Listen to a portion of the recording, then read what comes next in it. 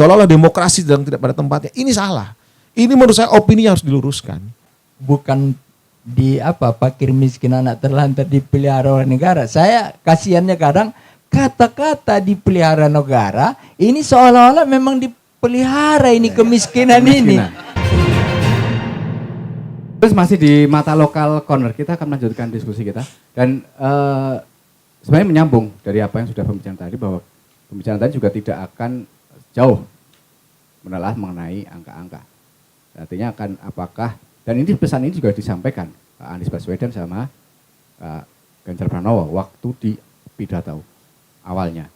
Kita coba pengen menampilkan potongan-potongan video dari Pak Anies dan Pak Ganjar dan Pak Mahfud.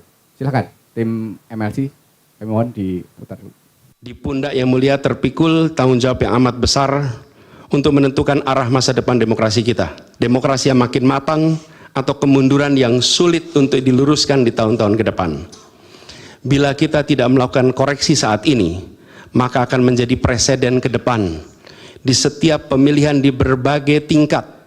Bila kita tidak melakukan koreksi, maka praktek yang terjadi kemarin akan dianggap sebagai kenormalan. Benar-benar menghancurkan moral adalah menyalahgunakan kekuasaan. Saat pemerintah menggunakan segala sumber daya negara untuk mendukung kandidat tertentu, saat aparat keamanan digunakan untuk membela kepentingan politik pribadi, maka itulah saat bagi kita untuk bersikap tegas bahwa kita menolak semua bentuk intimidasi dan penindasan. Oleh sebab itu masalahnya soal yang kedua, Mahkamah Konstitusi sekarang ini berani apa enggak? Mau apa tidak mengembalikan marwah? Kalau kemudian timbul persepsi bahwa yang bisa memenangkan pemilu itu hanya orang yang punya kekuasaan, yang berkolaborasi dengan orang yang punya uang. Mundur peradaban kita kalau Mahkamah Konstitusi tidak mau meraih kembali kejayaannya. Sepanjang persidangan tadi, yang dibahas di sana itu kelihatannya hanya soal demokrasi. Seakan-akan perkara ini perkara tentang demokrasi. Sehingga ada kesan kalau ada yang menang, maka demokrasi bagus, dan kalau ada yang kalah, demokrasi tidak baik. Ya baik, jadi kami mohon untuk mengomentari. Jadi ini ada dua yang dalam saya tangkap di sidang tadi. Ada pembicaraan mengenai demokrasi, ada pembicaraan mengenai PHPU. Nah, ini yang saya rasa tim 01 dan 03 itu memang sedang mendorong pada perubahan ke arah demokrasi. Saya ke Mbak Lina. Gimana Mbak Lina? Dari video ini, apa betul pesan itu yang akan disampaikan? Mungkin ya, kan sedang berlangsung soalnya. Ya. Jadi dalam demokrasi itu salah satu, ada beberapa alat ukurnya gitu Mas. Salah satunya ya misalnya partisipasi meningkat, kemudian jumlah suaranya ada, kemudian bagaimana logistiknya juga terdistribusi dengan baik gitu. Semua terlibat dalam pemilihan umum. Itu beberapa indikator demokrasi. Tapi bahwa dinyatakan curang itu saya belum nemu contoh yang nyata terkait dengan hal itu. Tapi bahwa yang saya mau telisik terkait dengan gini nih. Campur tangan yang besar dari pemerintah atau kontribusi nyata dari petahana yang duduk hari ini gitu ya, pejabat yang duduk hari ini. Tapi coba misalnya mau jujur deh para elit ini. Kita hanya menyoroti ketika yang ada di pemilihan presiden gitu. Tapi bahwa hari ini yang punya kuasa itu punya segala sumber daya untuk bisa mendeliver semua kuasa-kuasa dia untuk memajukan salah satu calon yang melanjutkan kegiatan dia begitu. Itu pada sisi satunya. Tapi pada sisi lain misalnya kalau bicara bansos yang gemes banget saya mau ceritakan ini adalah misalnya bicara bansos itu harusnya di awal dibunyikan aturannya bahwa ketika nanti pelaksanaan pemilu bansos itu dibagikan maksimal hanya 2 bulan sebelum kegiatan. Nah artinya apa? Artinya ada kealpaan dari orang-orang yang terlibat pada kegiatan pemilu itu tadi, para kontestan tadi yang tidak siap tadi gitu Mas. Ini sengaja diciptakan atau bagaimana? Menurut saya begitu ya. Bukan sengaja diciptakan, bahwa itu alpa dari mereka. Mereka tidak memperhatikan sampai seteknis itu gitu. Tapi bahwa hari ini misalnya, jujur saja tadi suprastruktur politik legislatif misalnya hari ini, mau meraup suara jelas membagikan di masa reses. Atau misalnya apapun hari ini yang bisa mudah dikerjakan oleh yang punya kuasa, ya realnya memang seperti itu, Mas. Ya. Gitu. Dan relevan apakah yang tadi disampaikan oleh Pak Anies serta Pak Ganjar itu relevan disampaikan untuk di MK dalam konteks politik seperti ini? Itu kan pengantarnya ya, kalimat pengantarnya demokrasi begitu. Demokrasi sedang berjalan, bahwa itu mendapat sedikit keluhan begitu dari 0103 ya wajar aja begitu. Tapi bahwa memang demokrasi yang ideal itu yang seperti apa disampaikan tidak di situ oleh 01 dan 03. Agar tidak, misalnya ideal menurut mereka adalah tidak curang. Nah, curangnya itu belum dibuktikan seperti apa. Bagaimana bukti nyatanya bahwa pemerintah itu ikut campur tangan. Itu misalnya menggelontorkan dana berapa sekian T begitu misalnya. Ada nggak buktinya kegiatan itu dibiayai oleh yang sekarang sedang memerintah gitu. Ya, baik. Gimana Bang Surya? Ya, tadi kan sudah jelas ya. Kalau perspektif dari 01, 03 kan sejak awal saya katakan bahwa kita bukan mempersoalkan lagi secara teknis ya. Kalau secara teknis saya kira tadi seperti kata Pak Fatan, saya sangat senang ya menjelaskannya itu secara detail gitu loh. Tapi kan kita ini persoalannya bukan soal, berdemokrasi itu kan bukan soal angka-angka. Berdemokrasi itu bukan soal bahwa menang kalah. Tapi berdemokrasi itu bagaimana bahwa kita pastikan bahwa perjalanan demokrasi itu dia berjalan secara jujur, secara keadil. Kan itu yang paling penting. Kalau kita main fair, katakanlah kita mau pilkada nanti ini. Apakah kita bisa menjamin pilkada nanti ini akan tidak terulang lagi misalnya hal-hal yang seperti yang kita lihat belakangan ini. Nah, kita kan mau bahwa negara ini pasti harus ada perubahan. Kan kita kan mau ke depan ini ada perubahan di mana dalam sistem demokrasi ini bahwa cawe-cawe rejim, cawe-cawe presiden, cawe-cawe kepala daerah, apalagi tidak maju, dia harus jelas aturan mainnya. Jangan sampai nanti dia istrinya maju misalnya, dia karena wali kota dia bagi sembako suka-suka hati. Itu nggak bisa. Udah mulai cep kayaknya. Bukan. Kontrolnya dari mana itu? Ini yang paling penting. Kontrolnya? Kan kalau di Amerika itu ada lemdak namanya ya, dipincangkan gitu loh. Nah kita ini yang, kita sebetulnya kan kita mau negara kita ini semakin lama demokrasi kita punya kualitas yang memang semua orang merasa gembira. Tidak gembira kalau misalnya hanya satu paslon misalnya nanti yang akan punya kewenangan luar biasa. Kemana-mana dia suka-suka hati. Gak gembira masyarakat. Tadi menjawab, kontrolnya dari mana katanya? Kata Mbak Lina tadi. Lah aturan pertama. Aturan ya? Aturan kan. Berarti kita harus memperbaiki sistem-sistem regulasi kita yang bagaimana supaya demokrasi kita ini berjalan dengan baik gitu loh. Kan nggak mungkin. Nah itulah kenapa sebetulnya saya pikir ini legasi yang sangat luar biasa ya. Pak Anies, Pak Ganjar, Mahfud, dan Ketua Umum saya, Muhaimin Iskandar. Ini memberikan sesungguhnya bagaimana bangsa ini punya pelajaran yang sangat berharga. Jangan sampai kita bermain-main lagi dengan demokrasi ini. Apakah itu merupakan satu sinyal pesan yang disampaikan oleh Pak Anies, Pak sama Pak Ganjar, supaya hakim MK itu berani melakukan perubahan tertentu? Apakah satu mengindikasi ke sana? Iya, itu yang harus kita lakukan perubahan. Maka MK ini tadi saya sangat sependapat ya. Itu bagaimana bahwa hakim MK itu juga bisa membentuk undang-undang, meskipun pasti kontroversinya akan muncul. Karena soal kewenangan lagi seperti itu. Nanti Bang Fatan mungkin bisa mendalaminya lebih dalam ya. Nah, secara sisi hukumnya. Tapi menurut saya ini kan tidak ada persoalan. Kalau untuk kebaikan bangsa kita ke depan, untuk bagaimana bangsa ini punya satu instrumen yang bisa membuat kita semua ini merasakan bahwa kita ini pada track yang benar. Track inilah yang harus kita jalankan. Ya, lebih pada sinyal atau mengirimkan pesan untuk mengingatkan hakim mengenai hal itu. Iya. Ya, kalau memang ini kalau untuk kebaikan bangsa kenapa tidak? Ya, kan yang namanya kita ini kan tidak mungkin seperti tadi kan kita membiarkan udah belok itu kita biarin terus kan repot nanti ke depan. Ya, gimana Mas Agus? Kalau saya justru melihat dari hal yang berbeda. Di satu sisi saya sepakat bahwa memang ini adalah sebuah proses untuk membawa bangsa ini lebih baik. Ya. Makanya kenapa kalau kita koalisi Indonesia Maju, karena ingin bawa Indonesia menuju ke gerbang keemasan di 2045. Tetapi kalau kita bicara tentang demokrasi seperti yang disampaikan tadi oleh paslon nomor 3, bicara tentang demokrasi. Hari ini di Pilpres kemarin dari DPT 204 juta itu yang memberikan suara hampir 164 juta, Mas. Hampir 80%. Ini adalah participation rate yang menurut saya tertinggi selama ini. Jadi kalau kita bicara demokrasi, hari ini sudah ada peningkatan yang signifikan. Artinya masyarakat Indonesia, warga negara Indonesia sudah sadar bahwa menggunakan hak suaranya dengan datang ke TPS memberikan suara kepada paslon yang memang mereka dukung. Apakah itu satu-satunya tolak ukur? Ya itu kalau kita bicara tentang demokrasi, participation rate orang untuk memberikan hak suara itu adalah bentuk demokrasi. Itu menurut saya sebuah ukuran gitu loh.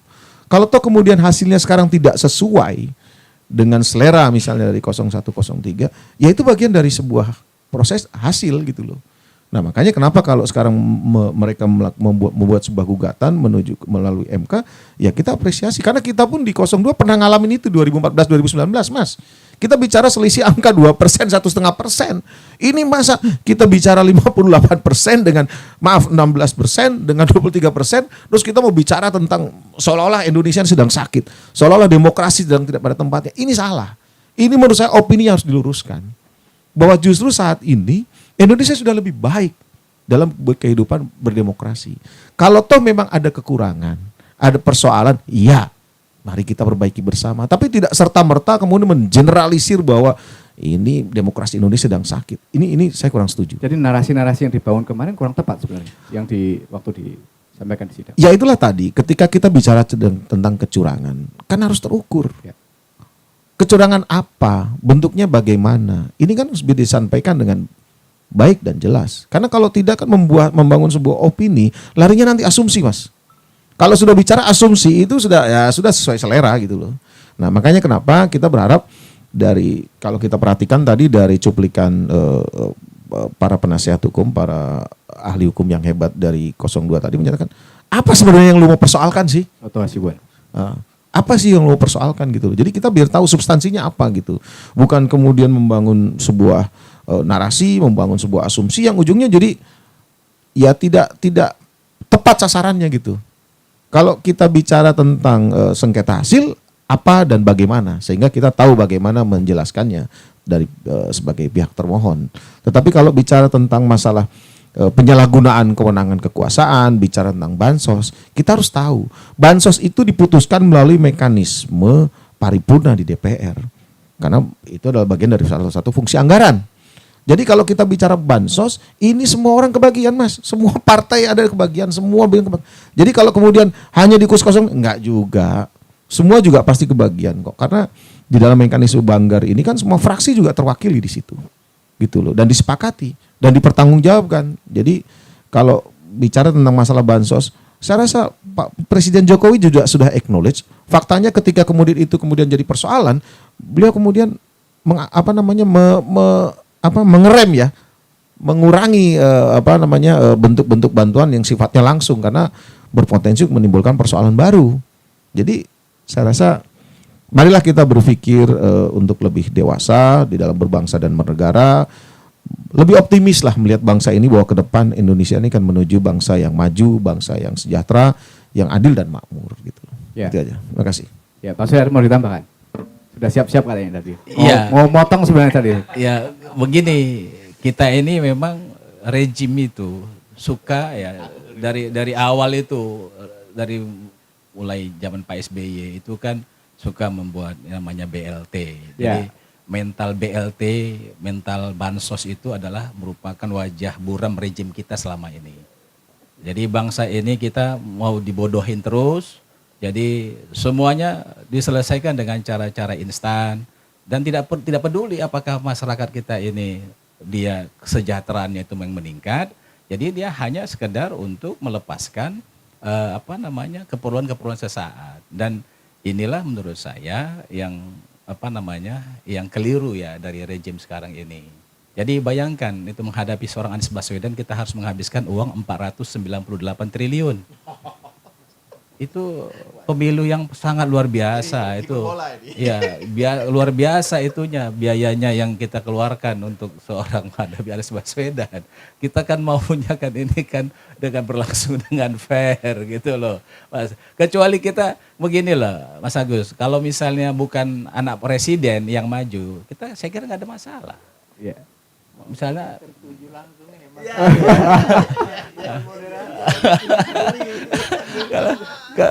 Kalau Erick Thohir yang wakilnya nggak apa-apa.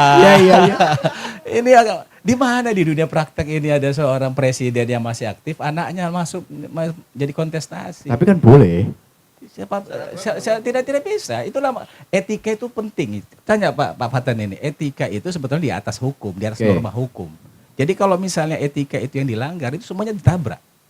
Hancur negara kita ini kalau nggak ada etika. Semua ditabrak. Percaya. Dia nanti bilang Bang Fatan ini gimana kalau misalnya norma etika itu kita tidak junjung tinggi gitu loh. Nah ini yang perlu sebetulnya kita mau luruskan. Kita sih sebetulnya nggak ada masalah mau siapa pasangan Pak Prabowo. Sudah mengakui lah. Ya. bukan. Tapi jangan sampai itu bagaimana mungkin ya? Ini kita kan nggak mau lah negara kita ini terus menerus sudah bagus ini. Kita 98 itu sudah bagus, sudah berjalan dengan baik kok. Ini tiba-tiba mau dikembalikan lagi dengan cara-cara yang menurut saya itulah makanya ada bahasa-bahasa para akademisi kita pemilu yang paling brutal. Itu kan nggak mungkin para akademisi kita itu para guru besar itu menyampaikan sesuatu itu kalau tidak melihat sesuatu yang ada di dalam negara kita. Saya agak aneh itu akademisi kita di sini yang diam-diam terus juga aman saja gitu loh. Saya itu agak bingung gitu loh. Makanya kita tanyakan langsung, gimana akademisinya kalau diam-diam saja? Iya. Ya, namanya juga diskusi ya, nggak perlu bilang tanpa mengurangi rasa hormat saya, tapi itulah jawaban akademisi itu, bahwa akademisi itu kan sama juga dengan partai politik, dia sama, ada oknum, ada orang yang mau bersuara, mau tidak bersuara, dan itu hak prerogatif gitu. Jadi jangan kemudian disamakan semua akademisi, dan bahwa kemudian suara-suara yang keluar dari perguruan tinggi itu kan bagian juga bagaimana mereka berekspresi. Bahwa juga akademisi bisa juga bersuara dengan menulis misalnya atau melakukan penelitian yang lebih deep, yang lebih jelas ada data kuantitatifnya begitu. Tapi bahwa sebenarnya sih kalau mau ditarik ke belakang gitu ya, dari 98 atau kemudian 98 sih saya memang belum dewasa ya, masih SMP ya. Tapi kalau dari 2004 ya pemilu pertama misalnya, kita lihat waktu 98. Jadi pemilu 2004 itu sebenarnya itu adalah gerbang bagaimana kemudian melahirkan oligarki hari ini. Saya mesti bilang begitu. Karena sebenarnya bukan hanya hari ini, bukan karena persoalan Gibran itu anak presiden, tapi bahwa sejak 2004, kemudian seterusnya sampai 2019 terakhir, itu diajarkan bagaimana dari partai politik itu punya darah biru semua. Pejabat punya darah biru semua. Jangan ditentang kalimat saya bahwa memang itu fakta hari ini. Tidak hanya di parpol, tapi di dunia usaha, di akademisi pun seperti itu, atau mungkin kita semua di ruangan ini ingin semua itu dilanjutkan oleh generasinya. Nah dalam politik itu ada begitu, bahwa siapa yang akan melanjutkan estafet kegiatannya dia gitu. Tinggal bagaimana hari ini adalah demokrasi ini berjalan dengan baik saya pikir ya, berjalan dengan baik hari ini, karena bisa diukur.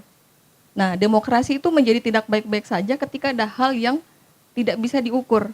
Kenapa hari ini misalnya beberapa dari Partai Merah saya lihat mereka kemudian menggerakkan mahasiswa begitu. Ketika sudah menuju chaos seperti ini yang digerakkan adalah mahasiswa. 98 sih emang saya belum mahasiswa tapi cukup bisa menalar bagaimana kemudian elit-elit politik yang kurang puas hari ini bahkan mungkin suara mereka sumbang padahal mereka legislatif, mereka menggerakkan dunia kampus begitu. Padahal sebetulnya yang bisa mereka maksimal lakukan kan mereka yang membuat undang-undang. Mereka yang melaksanakan proses legislasi. Nah, bagaimana mereka masuk di lembaga legislatif? Mereka punya partai politik. Jadi pintu gerbang pertamanya adalah partai politik. Bagaimana partai politik ini menghasilkan orang-orang yang capable di bidangnya begitu. Bahwa kemudian hari ini misalnya ada beberapa statement caleg begitu katanya caleg prioritas. Nah itu kan menurut saya agak ambigu begitu. Partai politik saja punya darah biru sebenarnya. Jadi jangan heran ketika partai politik berkontestasi kemudian mendebat orang yang juga berdarah biru. Nah artinya ketika hari ini terjadi pengajuan di Mahkamah Konstitusi, itu fair saja, tinggal hanya bukti yang perlu disampaikan. Artinya demokrasi memang berjalan baik-baik saja sekarang? Menurut saya begitu sampai hari ini ya, sampai hari ini. Masih berjalan gitu. Karena pakai indikator tadi mas, tolak ukurnya, partisipasi meningkat, kemudian ada keterbukaan publik hari ini. Hari ini menurut saya tidak terlalu banyak yang bisa ditutupi, kalau terstruktur masif, saya ulangi yang tadi, itu agak sulit dibuktikan, tapi bahwa dia kemudian masif oleh darah biru tadi, ya memang masif. Dari level bawah sampai pusat, itu masif. Makanya MLC hadir untuk memberikan tempat. Iya betul, edukasi, literasi, betul Mas. Kan bagi dia akademisi dan infrastruktur Mas. politisi. Media itu infrastruktur politik loh. Iya. Iya. Baik, gimana Dovi? Ya, Tanggapannya? Ya Mas Agus. Pada prinsipnya sih memang tidak ada salahnya lah dari tim 01 maupun 03 untuk membangun narasi-narasi berkaitan dengan demokrasi tadi. Ya. Ya. Namun memang yang menjadi catatan adalah ketika kita mengajukan gugatan memang harus jelas apa yang kita sengketakan gitu. Jadi kalau memang terkait dengan perselisihan hasil pemilu, tentu itu harus merujuk secara konkret apa perselisihan seperti apa. Nah, lalu terkait dengan narasi-narasi yang dibangun, itulah yang menjadi salah satu mungkin pendukung, ya bisa jadi alat bukti, petunjuk, ya bukti-bukti yang bisa mendukung adanya dugaan kenapa bisa terjadi perselisihan itu. Jadi jujur saya juga cukup di luar ekspektasi saya ketika membaca permohonan-permohonan tersebut. Memang apalagi membaca permohonan dari 03 yang mana sejauh mana yang disampaikan Pak Anies, Pak Ganjar itu bisa mempengaruhi cara pandang hakim. Saya rasa lebih ke sana. Dan apa yang disampaikan oleh Pak Anies itu adalah sama Pak Ganjar itu adalah pidato politis. Jadi sejauh mana itu bisa mempengaruhi cara pandang hakim terhadap persoalan ini? Kalau untuk terkait dengan pidato-pidato tadi, penyampaian dari prinsipal ya, paslon, ya itu mungkin bisa digunakan untuk membangun opini publik. Lebih ke opini publik ya? Opini publik, dan juga mungkin bisa menjadi beberapa hal yang dipertimbangkan oleh majelis. Namun dengan bukti-bukti yang jelas juga, gitu, yang terukur. Nah, jadi balik lagi seperti yang saya sampaikan, kebanyakan memang setelah membaca permohonan itu narasi-narasi ini yang lebih banyak dibangun. Jadi ketimbang apa sengketa yang ingin kami persoalkan di dalam Mahkamah Konstitusi. Nah, itulah nanti menjadi ujian juga bagi majelis MK untuk membuat terang apa maksud dan tujuan dari permohonan perselisihan hasil pemilu itu. Dan kita harapkan juga memang dari pasangan paslon yang bersengketa pemohon ini juga secara konsekuen membuktikan itu, semakin merujuk nanti kemana, ya terkait dengan perselisihan di misal terkait dengan pemungutan suara di Kepri misal. Nah, itu harus dijelaskan. Apakah kalau dihukum persepsi publik itu juga berpengaruh? Artinya begini, tadi yang disampaikan bahwa Pak Anies sama Pak Ganjar itu menyampaikan secara politis untuk persepsi publik. Sementara ini satu sisi adalah bagian dari hukum. Sejauh mana persepsi publik itu bisa mempengaruhi keputusan di hukum? Kalau terkait dengan itu mungkin nanti Pak Fatan yang mungkin bisa, karena beliau juga hakim, seorang hakim ya, mantan hakim. Ya, mungkin itu. Tapi yang ingin saya sampaikan, memang kita juga selaku praktisi juga sering sekali menggunakan membangun opini di masyarakat guna dapat kiranya mengintervensi lah psikologis dari hakim itu. Ya, artinya kan ada pengaruh kan? Ya, bisa jadi. Cuman kan kita melihat tataran Mahkamah Konstitusi dengan kasus-kasus konkret yang seperti biasa, seperti pidana, perdata itu kan berbeda. Ya. Nah, dalam memberikan pertimbangan pun nanti majelis hakim MK ini juga didasarkan pada teori-teori yang mungkin secara umum kita juga di Indonesia belum pernah pelajari. Mungkin akan mengadopsi dari hukum di negara mana terkait dengan konteks yang terjadi di Indonesia. Dan kita juga sepakat, saya rasa kita percaya untuk memberikan kewenangan kepada MK ini agar memberikan putusan yang seadil-adilnya. Dan itu harapannya dapat ditaati dan ditindaklanjuti sebagaimana mestinya. Sehingga kita kembali lagi rukun, tentram, tanpa harus ada perselisihan. Kan seperti itu. Ya, baik. Ini itu. Saya tanyakan ke mantan hakim? Saya kalau udah mantan, jadi pekerjaan yang saya lakukan mungkin udah lupa bos. Tapi kalau pemikiran mungkin berkembang. Iya gini. Tapi memang ya kalau yang mantan itu dilupakan saja. Memang.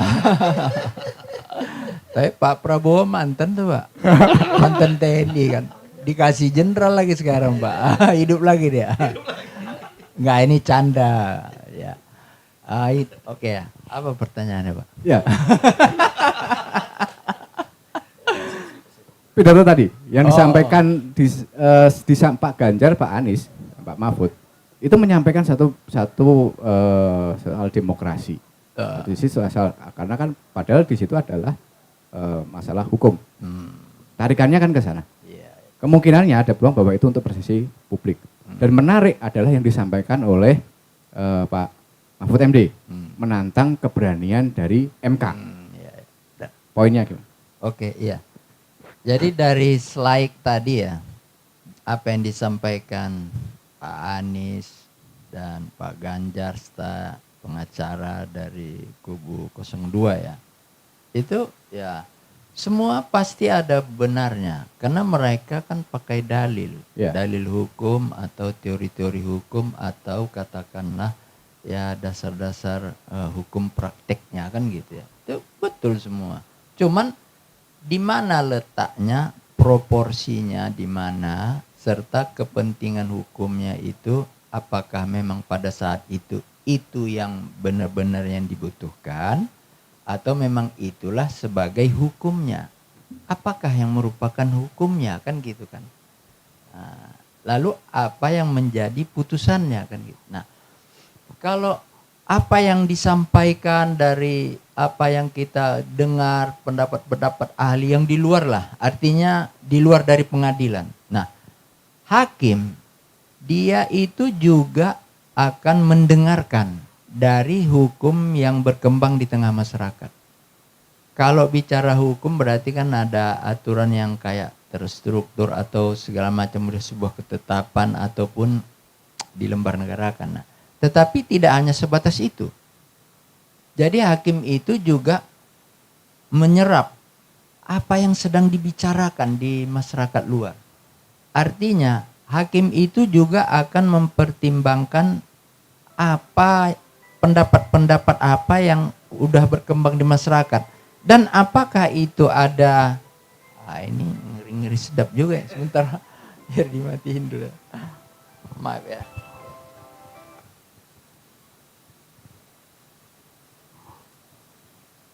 Jadi pengetahuan sang hakim di luar pengadilan itu ada pengaruhnya dalam hal dia membangun suatu pertimbangan hukum untuk melahirkan sebuah putusan dan dia berpijak pada profesionalitas, integritas dan hal-hal lainnya lah ya, seperti itu ya. Ada itu kalau kita itu kode etik pedoman perilaku hakim itu tak boleh dilanggar.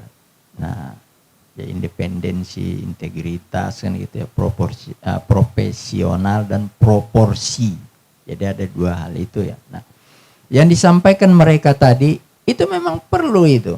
Kalau kita katakan wah demokrasi Indonesia udah cukup baik, ya enggak juga. Benar. Kenapa? Kalau demokrasi itu sudah bagus, itu diukur dari kesejahteraan masyarakat. Salah satunya loh, apakah masyarakat Indonesia sejahtera sekarang ini? Saya rasa tidak. Atau apakah penyebaran bansos itu sudah merata? Saya rasa tidak juga. Karena ada orang miskin yang tersembunyi Pak. Katakanlah dia masih honor, tapi PNS. Wah kamu enak, kamu PNS. Tapi berapa sih gaji PNS? Yang kelas-kelas bawah lah gitu. Apa itu bukan miskin? Kan gitu kan. Buktinya aja masih mau dinipu-nipu kadang. Nipu apa? Ya maaf cakap. Kita adili pernah itu ada kasus bansos juga Pak. Iya kan. Uang untuk beli buku murid sekolah dia makan-makan. Kan lapar kita periksa soal jawaban ujian anak-anak. Penyalahgunaan alokasi dana. Kan ke sana larinya. Jadi Ya nggak salah juga itu. Artinya apa? Kalau kita buka pembukaan Undang-Undang Dasar 45 kan, fakir miskin dan anak terlantar dipelihara negara kan itu. Sayangnya kalau saya kadang berpikirnya gini, jadi dia bukan fakir miskin anak terlantar dipelihara oleh negara. Saya kasihannya kadang kata-kata dipelihara negara ini seolah-olah memang dipelihara ini kemiskinan ini. Jadi kalau saya penting suara kamu, saya sebar dulu. Nah makanya kata Adinda tadi itu kan ada kealpaan. Cuman ada juga nanti ahli politik bilang sengaja dialpakan. Kenapa? Dia kan tidak tahu nanti pemilu akan datang saya berkelompok dengan siapa. Apakah kubu pemerintah atau bukan. Akhirnya saya jadi ahli politik ini kan. Artinya gini. Iya jadi ada hal-hal itu memang sengaja dialpakan kadang karena ini akan menjadi poin untuk jadi itu makanya kita nggak salahkan juga pembentuk Undang-Undang Dasar 45. Artinya gini, sejelek apapun undang-undang dan aturan, ketika hakimnya atau orang yang diberi kewenangan untuk menjalankan, apakah itu dia sebagai legislatif, apakah yudikatif, dan satu lagi apakah sebagai kan ada 3 itu kan teori Montesquieu, eksekutif, dia kan tunduk pada aturan. Nah sejelek apapun aturan kalau memang di hati dia tadi ada moral, ada kejujuran, saya rasa nggak ribut seperti inilah gitu. Jadi kalau saya berpikirnya di sini sekarang tumpuan terakhirnya, benteng terakhirnya istilah Bang Surya tadi ya, adalah pengadilan itu Pak. Kalau nanti MK-nya itu tidak steril dan tidak profesional dan tidak proporsi dan tidak berintegritas, jauh dari harapan Pak. Bukan saya katakan jauh panggang dari api. Kalau jauh panggang dari api itu kita dekatkan biar kita makan panggangnya kan gitu. Enggak, maksud saya itu kan kasihan rakyat Pak gitu. Kasihan kali rakyat. Kenapa? Apakah tadi pernyataan di awal itu upaya dari tim 1 dan 3 untuk membuat hakim bisa melakukan keputusan atau produk baru? Ya. Apakah ada sinyal ke sana? Ya, salah satu memang mereka itu berharap seperti itu. Artinya kamu kan hakim, mungkin hari-harimu di pengadilan, di ruang tertutup. Tidak tahu mungkin kamu apa yang terjadi di antara kami rakyat ini gitu. Persaingan ataupun demokrasi yang sedang kita jalankan ini mungkin hakimnya tidak ngerekam gitu. Ya, sejauh mana persepsi publik bisa mempengaruhi satu pertimbangan dari hakim? Nah, itu nanti kita bisa ada tolak ukurnya, kita eksaminasi aja putusannya. Jadi kita eksaminasi aja nanti putusannya. Tolak ukurnya apa? Sebuah putusan itu kan seperti saya bilang tadi 3 kan. Ada kepastian. Ya kan? Kemudian ada keadilan. Ada kemanfaatan. Kalau nggak manfaat mau ngapain itu putusan itu kan? Bilai aja bungkus kacang goreng gitu Bu. Jadi di situnya itu. Jadi nanti kita periksa lagi itu putusannya itu. Ya kalau kita akademisi bebas-bebas saja Pak. Kalau kaya yang nggak bisa periksa putusan, hanya dia bisa periksa etika hakimnya, moralnya. Jadi kalau kita praktisi ya seperti ibu ini, bapak ini kok udah jadi praktisi akademisi, boleh aja kita bedah putusannya. Nah, kalau tadi pertanyaannya itu apakah bisa? Ya sangat bisa. Kenapa? Karena hakim itu kan manusia, level cara berpikirnya kan di atas rata-rata lah, rata-rata sekian dia di atasnya, karena itu kan orang pilihan. Bahkan itu pun kayak setengah-setengah dewa gitu ya. Nah, kemudian saya ada mau tanggapin gini. Masalah tadi yang dikatakan kealpaan tadi kan sudah kita bahas, ada kadang sengaja dialpa ya. Nah, jadi begini aja. Kalau terstrukturnya itu saya rasa itu beda-beda kelompok, beda-beda nanti pembuktiannya. Bisa saja di kelompok 01 sama 03 itu berhasil nanti membuktikan terstrukturnya. Kenapa? Karena terstruktur di dalam definisi dari undang-undang itu, apakah ada secara definitif? Terstruktur ialah ketika unsur ini A sampai Z-nya terpenuhi, maka jadi itu, terstruktur itu, kan gitu. Kalau masif ya tadi kita pada semua mungkin sudah beranggapan ya masif sih masif gitu kan. Nah, terstrukturnya kan gitu kan. Kalau sistematisnya seperti apa definisinya? Harusnya undang-undang itu nanti, karena sebuah ayat dari sebuah pasal itu dari undang-undang, itu seharusnya tidak boleh ditafsirkan lagi. Itu dia harus patok di situ. Jadi kalau memang istilah terstruktur atau TSM itu tidak limitatif diatur, nah di sini memang dikasih celah bagi para pihak yang mempergunakannya untuk membela kepentingan hukumnya. Nah, kembali lagi hakimnya merasakan logika enggak gitu. Ketika masuk ke logika, ada enggak kerugiannya di masyarakat? Setelah ada kerugiannya, berarti ini ada perlu dibetulkan kan gitu kan. Nah, perlu dibetulkan. Kalau ada dibetulkan, apa manfaatnya? Oh, ada kemanfaatannya supaya demokrasi ke depannya sangat bagus. Supaya kemiskinan ini tidak berkembang, sehingga ini tidak menjadi sebuah rebutan kelola untuk cari suara nanti di pemilu akan datang. Ya, baik. Gimana Bang Surya? Ya mungkin Bang Patan saya ini aja. Saya teringat tadi, misalnya gini loh, soal usia. Ya. Itu kan sebetulnya kan open legal policy. Oke. Bahwa itu sebetulnya ranahnya DPR. Tapi kan diambil oleh MK. Ya, karena ada paman tadi. Kan?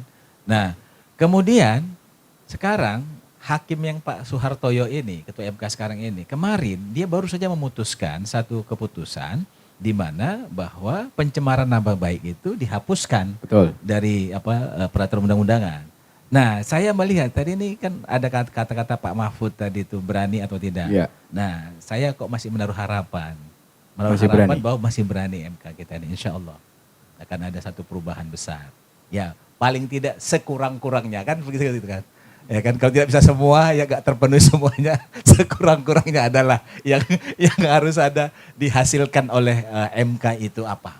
Ya, sekurang-kurangnya. Masa nggak ada sih? Ya, tapi setuju nggak waktu yang disampaikan oleh Pak Anies tadi hanya untuk persepsi publik saja?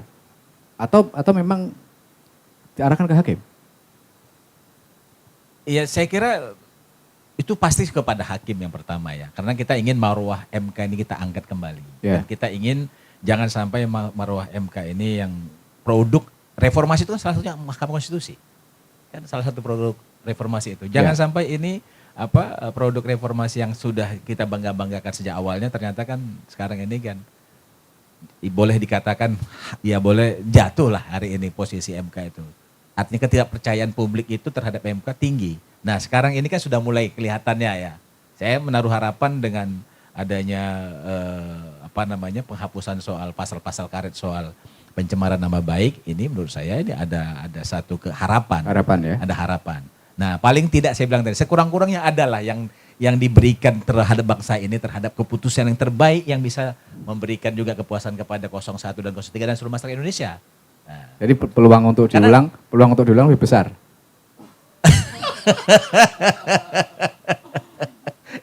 Itu kan harapan yang terbesarnya. Oh, harapan terbesarnya. Ya, kan seperti itu. Ya gimana? Mas Agus gimana? Ada cerita harapan Mas? Ya, kalau saya melihat memang garda terakhirnya adalah Mahkamah Konstitusi. Betul, iya. Dan seperti harapan tadi dari paslon 01 juga 03 menaruh harapan besar terhadap terhadap hasil yang nanti didapat setelah proses di MK. Tetapi intinya kalau saya melihat bahwa dari perjalanan sidang 2 hari ini kita kan masih belum melihat substansi ya persoalan yang sebenarnya ingin disampaikan. Meskipun pada faktanya 01 dan 03 menaruh harapan besar tentang akan adanya pemungutan suara ulang. Tetapi kalau kami punya keyakinan bahwa MK tidak akan mengabulkan permohonan 01 dan 03. Ya. Dan kami tetap yakin bahwa tanggal 1 Oktober nanti tetap pileg akan dilantik dan tanggal 20 Oktober nanti akan dilantik presiden terpilih 2024-2029 yaitu Prabowo Gibran. Jadi kita tetap menghormati proses ini dan kita memberikan apresiasi juga ke teman-teman di paslon 0103 mengikuti proses peraturan dan perundang-undang yang di Negara Kesatuan Republik Indonesia, tetapi tetap kita harus punya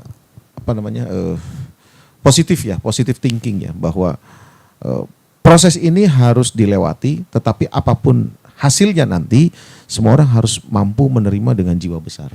Jadi jangan kemudian dipaksakan, kalau nanti kemudian MK memutuskan ini kemudian diajukan kembali, ataupun kalau misalnya dikabulkan PSU-nya terus kemudian tidak sesuai dengan harapan diajukan lagi, ini juga nggak akan selesai. Jadi menurut saya kami dari 02 tetap menghargai dan menghormati proses itu, tapi apapun itu kami tetap berkeyakinan bahwa pemilu atau pemungutan suara ulang itu tidak akan pernah terjadi. Ya, baik. Baik, ini ada perbedaan tadi. Ini demokrasi tidak baik-baik saja ternyata, kata Pak Fawatan juga seperti itu. Buktinya kesejahteraan masih rendah. Dari salah satunya. Gimana? Jadi memang demokrasi itu masih menjadi salah satu isu-isu global, Mas. Iya. Isu-isu global. Apalagi hari ini kan Indonesia itu negara demokrasi terbesar di dunia loh. 3 negara demokrasi terbesar, 1 Amerika, kemudian India, baru Indonesia. So apapun yang terjadi di Indonesia, mau hal sekecil apapun, itu akan menjadi hal besar. Karena efeknya kan cukup besar. Sehingga saya sebagai disiplin ilmunya politik merasa menyampaikannya itu pada porsinya gitu. Demokrasinya baik-baik saja menjadi pilihan Indonesia, bahwa memang masih ada perlu tambal sulam atau perlu ditubles lagi begitu, ya memang wajar terjadi gitu. Karena kan kita masih belum 100 tahun merdeka begitu. Nah, artinya tahap hari ini itu tahapan untuk memperbaiki itu tadi gitu, Mas. Tapi dia harus tetap baik-baik aja, karena apapun kan demokrasi itu kompleks. Ya, kompleks setuju sekali. tidak memperbaiki itu dimulai dari MK yang sekarang? Atau ya sudah dilantik dulu nanti baru diperbaiki? Artinya kan seperti itu, ada dua pandangan seperti itu kan? Iya, saya mengatur bahasa dulu, nggak semudah itu saya bicaranya ya. Tapi bahwa opsi nomor 2 saya pikir ya sudahlah, karena sudah melewati semua proses itu. Yeah. Kan pemimpin itu menulis sejarah, Mas. Yeah. Sehingga ketika akan membuat sejarah, pikirkan dulu siapa pemimpin yang akan duduk di situ gitu. Okay. Jadi ya diterima saja yang ada begitu, tapi bahwa proses ini tetap harus berjalan. Kalau saya sih doanya agak beda dikit, doanya bahwa bukan persoalan PSU lagi atau Yeah. apa lagi gitu. Saya merasa bahwa berpositif thinking pada Hakim MK hari ini itu yakin bisa memutus perkara dengan sebijak mungkin, seadil mungkin, agar memang semua orang tidak akan terpuaskan. Nggak bisa, bohong banget itu kalau semua orang dalam kontestasi merasa terpuaskan, nggak mungkin gitu. Karena perasaan kalah itu mesti sakit, Mas. Ya. Jadi kalah itu pasti akan menggunakan segala cara, tapi bahwa menang pun tidak boleh jumawa, artinya mampu merangkul semuanya. Tapi hari ini quote in quote rangkulan itu diskusi lain gitu, Mas. Ya. Mungkin saya hanya menambahkan bahwa Silakan. Indonesia ini menganut paham demokrasi yang berbeda. Meskipun kita tadi nomor 3 negara demokrasi terbesar di dunia, tetapi kita adalah demokrasi terpimpin, Pak. Jadi bukan demokrasi liberal. Jadi apapun ceritanya tetap kita harus pada satu kesatuan, yaitu bingkai berbangsa dan bernegara. Saja. Ya, baik. Ngomong-ngomong masalah demokrasi, saya ada pantun tentang demokrasi. Kiri gunung, kanan gunung, di tengah ada lembah sunyi. Rakyat bingung, semakin linglung. Saat berebut kekuasaan, berkedok demokrasi. Kita break.